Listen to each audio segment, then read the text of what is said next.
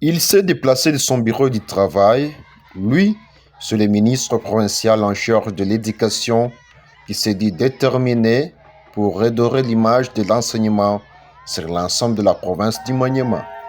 Samba Samba!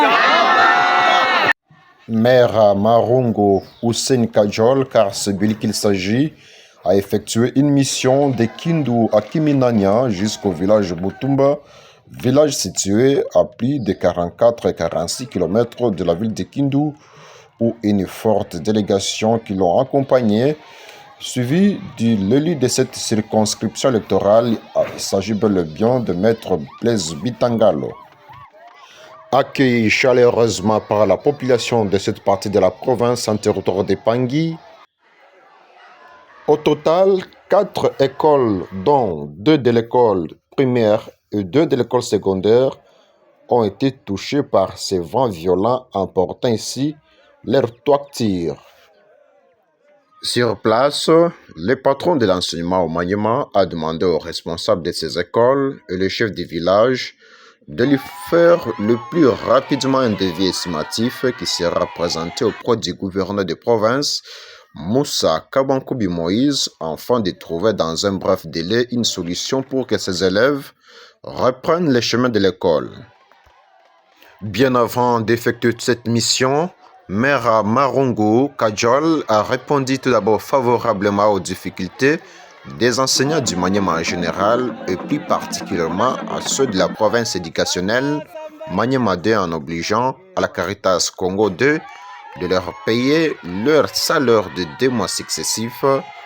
Pamoja na msimamo wa Moussa Kabankoubi Moïse akatutuma sawa vile sie polisi tukazungumza na Caritas, labda leo salary ya mwezi wa 9 na mwezi wa 10 ililipwa kwa walimu wote, si ni vile? Ndio.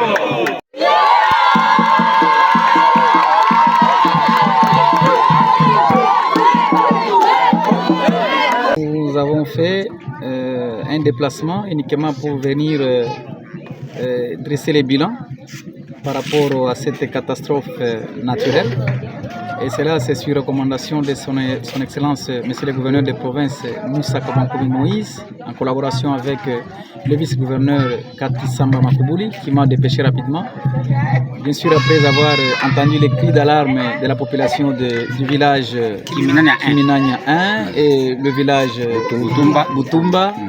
Et cela, c'était sur démarche de l'honorable Blaise Bitangalo qui a vite décidé d'aller voir l'autorité provinciale par rapport à cette catastrophe naturelle. Et c'est là, le gouverneur m'a dépêché pour venir vraiment m'enquérir de cette situation.